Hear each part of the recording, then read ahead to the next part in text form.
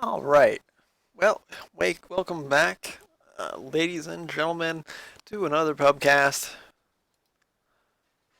Recording this one right after the latest one that I'm sure I put up. Because I found this one over on the Dota 2 Cast it yet again.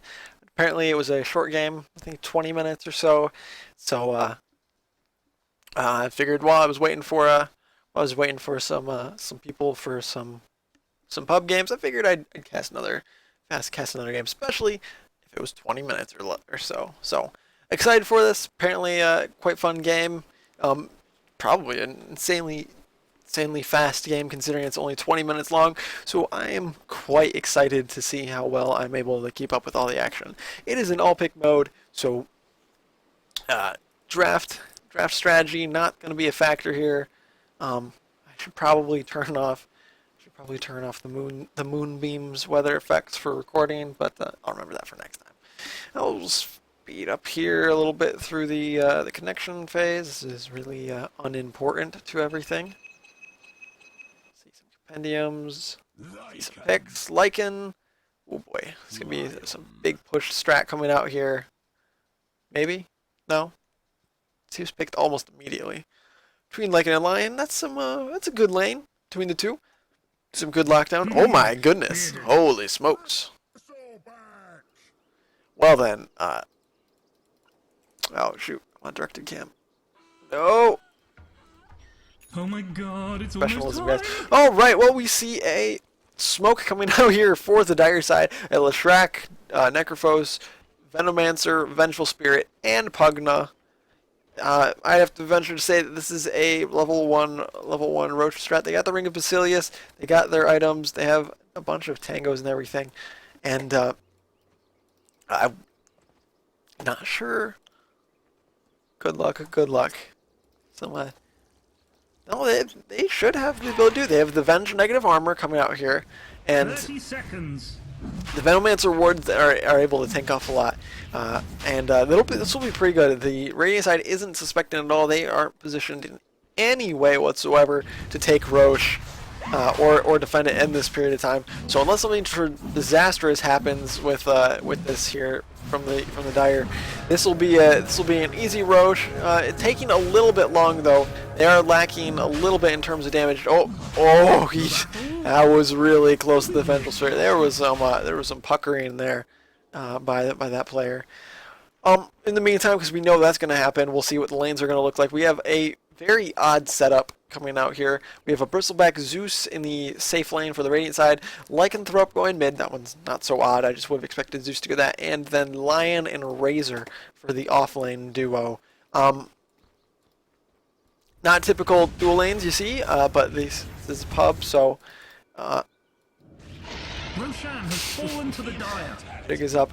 We'll see. I want to see really the laning. I don't feel like the laning stage is gonna have much of a deal, considering I know it's less than 20 minutes long.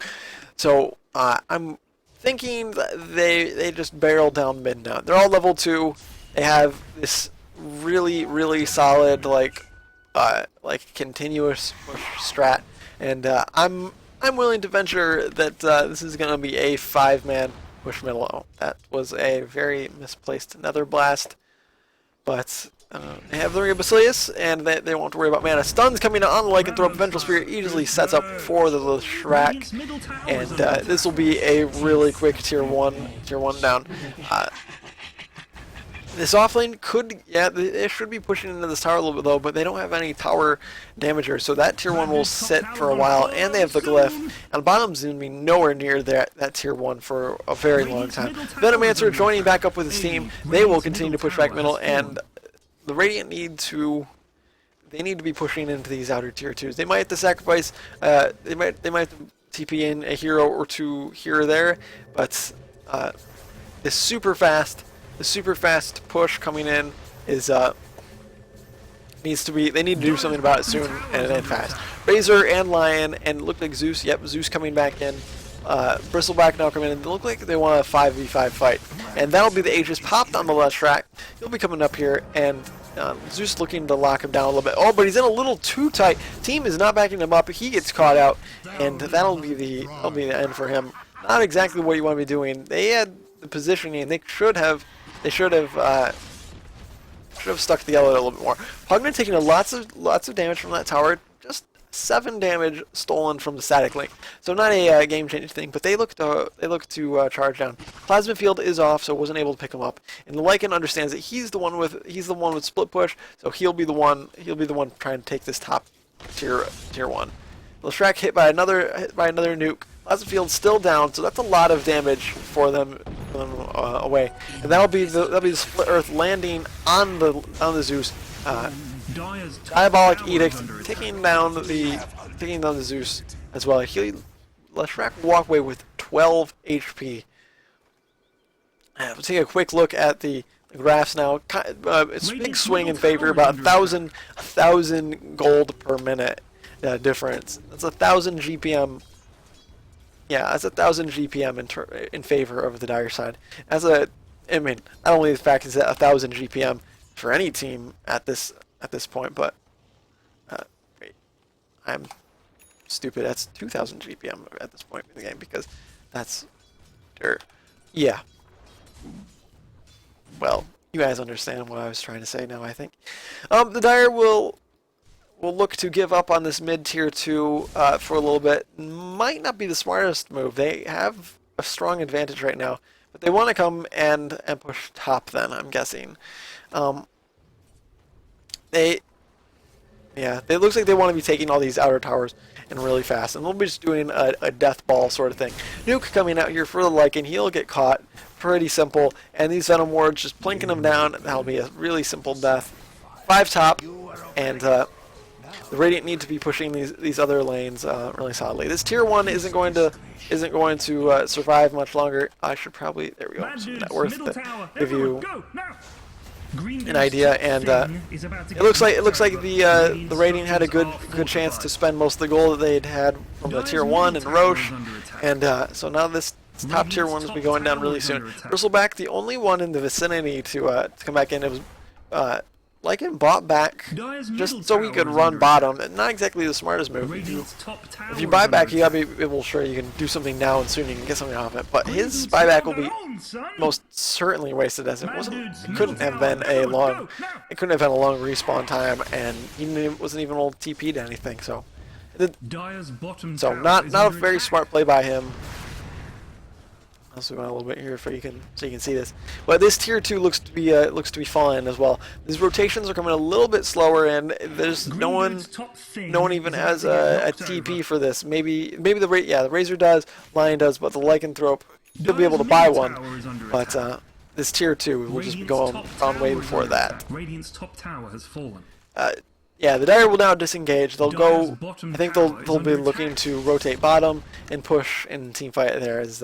They should be having they should be a little bit. Oh no, they're actually tied neck and neck for levels. XP is 0 at this point. Wow, that good pullback. That means that means even though the gold is highly in favor of the Dire side, these team fights aren't going to be as one-sided anymore. And especially considering, I would say 4 out of the 5 of the Dire team is squishy heroes. Leshrac, Venge, Ugnaught, Venomite are all pretty squishy and malleable heroes until you get some armor and HP up. Hopefully we'll be able to see. We're probably going to see some solid team fights now that the XP is evened up by the Radiant. But the tier 1 middle just go for free. They really want this tier 1 bottom, and they'll get it. Oh no, they won't, not yet. There's no TPs. Yeah, there's no TPs. So an immediate rotation, they'll get it in the long run. It was just there to stall them a little bit. But they'll be rotating through the jungle here. They have. I want to say, they have a headdress, so the HP regen for the team is good. They have a lot of these aura items up, which is fantastic for them all. What is it? 4 mana boots. Let's see, 4 mana boots. 4 mana boots, keeping the Necrophos full of mana, so he can keep the team alive with his heal. And this nuke damage is pretty significant. If the Venge can land the nuke, then pretty much anybody on the Radiant is dead, apart from maybe Bristleback. If he gets hit in the back, it depends on positioning and whatnot. I'll take a look back. Yeah, XP is now in favor of the Radiant. We'll curve back towards the Dire side. These pushes aren't giving them the sort of XP that they want. But this tower gold is a huge deal. The gold graph keeps plummeting. It's balanced out a little bit. Not going back in Radiant term favor for the Radiant, but it has balanced out a little bit. And they'll see another drop off there for the tower. Everyone for the Radiant is now rotating in, and hopefully this fight will be going well. But Zeus has 0 mana. He is worthless this fight. Go back to base and then get a TP, man, because you are not going to be help for this to stop this push. Oh, Pugna Ward destroying the Lion. Gets hit with gets hit by what looked like 2 blasts, but I think Razor was one of them.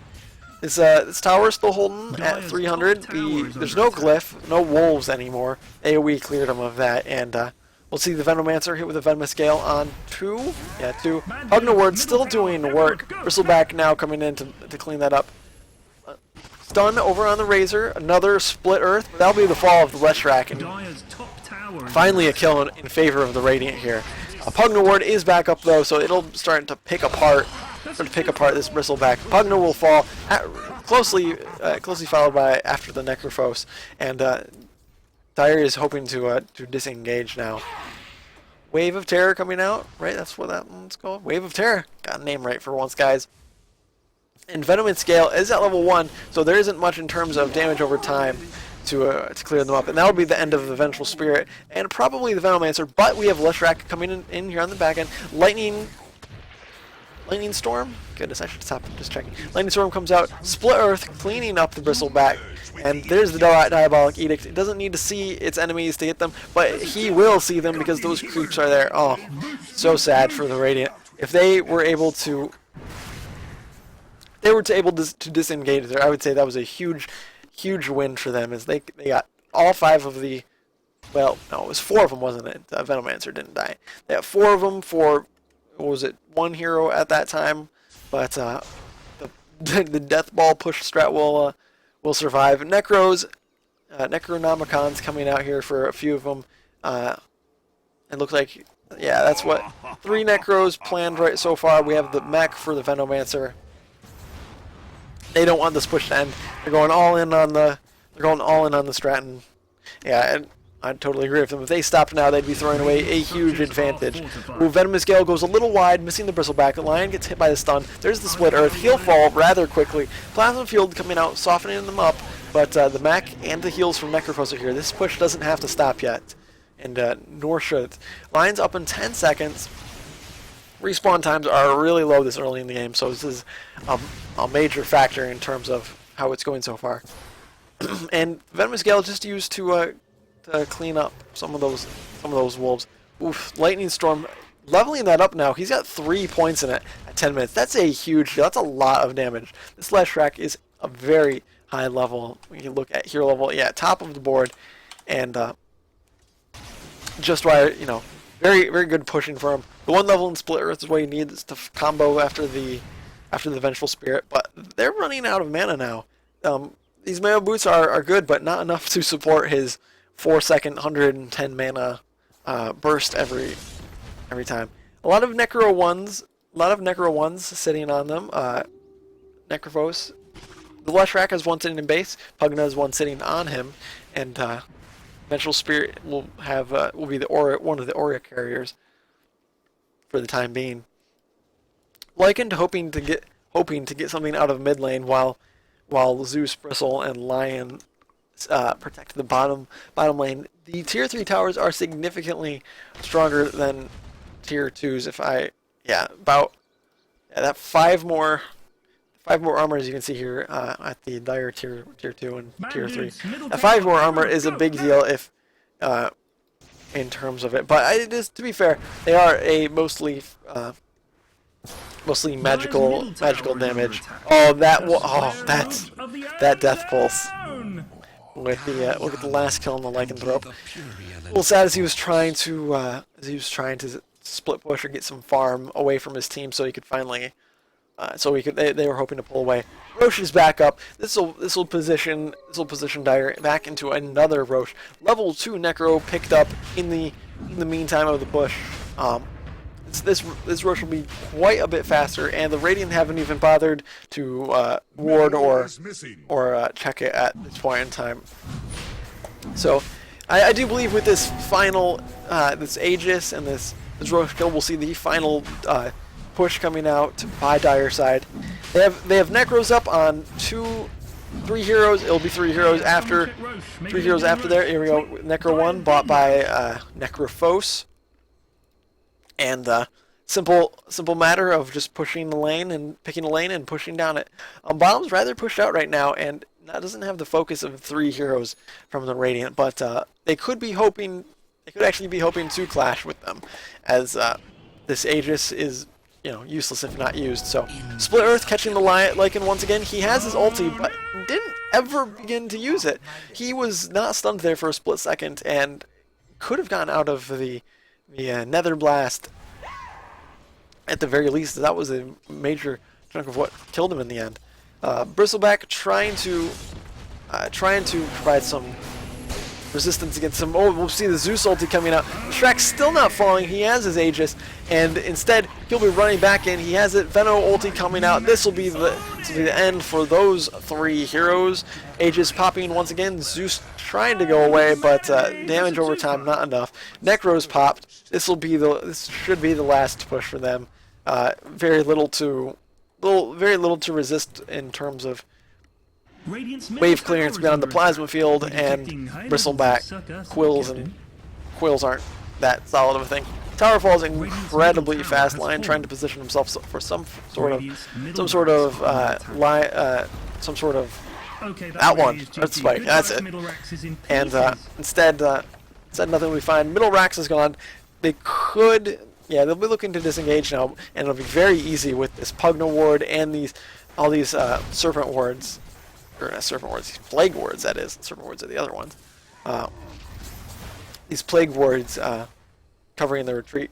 It'll just be a simple rotation to the bottom lane. Oh, Lycan's in the jungle. Looks like he'll be able to dodge them. They're not really focused on getting kills or fighting people. They're not worried where he's at. They're not worried about him specifically. They're just going to push bottom again. Necro's coming back off cooldown shortly. And even, more Necro 3s. Necro 1 on Venge now. And we'll be seeing a level 3 on, there we go, on Leshrac. So there'll be 4 Necro books coming out as soon as their courier continues to make these trips back and forth. There's another one for them, but they'll pop them fairly soon. It'll be about 20 seconds until they look like they'd coordinated. Oh, Zeus falls at his own hand to the Pugna ward. This will be a Rax, and I wonder if they just push the tier 4s from here. There is basically nothing that the Radiant can do to help them at this point. Their wave clearance, as mentioned, isn't strong enough as it is, and instead they'll just be going to push top. It's pushed in. Simple matter of fact of popping the 4 Necronomicons they have, and that'll be it for them. Melee Rax, oh, look at that damage. That is some sick play right there. That'll be the last Rax falling for the Dire side. Very fun game to watch. It was a quick one. As someone that's personally tried the 5-man death ball, 5-man level 1 Roche death ball strat and failed it. It's nice to see someone succeed with it. It's not something you see all the time, and it's highly entertaining when you watch that sort of thing. They're fast. They're fast. They're lots of action really quickly. No laning stage sort of thing. And even when they fail, it's entertaining because it's to watch them how it's countered. So there's definitely a time and a place for it. I know some people really dislike the level 1 level 1 Roche into Death Ball push strat, as that Zeus there seems to indicate he does not enjoy playing against it. And who can blame him? It's this kind of push. If you don't have the right heroes, then you're totally boned when it comes to stopping it. And look at that. The Zeus almost dies to these lane creeps. He doesn't have any in his static field, so there's this bonus HP that they have will not allow him to get bonus damage on them. But that'll be a small small problem in terms of his skill build and whatever. I like this lineup. The Roche was a little slow at level 1, but everything kind of, it was fine in the end. As long as enemy didn't check them, they were solid from level 1, and you don't look at this lineup and say, oh yeah, level 1 Roche. That's definitely what this is, because when you think of level 1 Roche, you think of Ursa, you think of Wraith King, and if you try it with those, as I believe the time I did was with Wraith King and or Ursa, it's painfully obvious what you do if you pick those two heroes together, or one or the other, and like one of the complementing ones like Leshrac or Venomancer in this case is painfully obvious. Well, it looks like the Dire team will be trying to push down the game with their Necronomicons, and or they're just happy to farm the jungle as their creeps push to win. Very entertaining game. This isn't.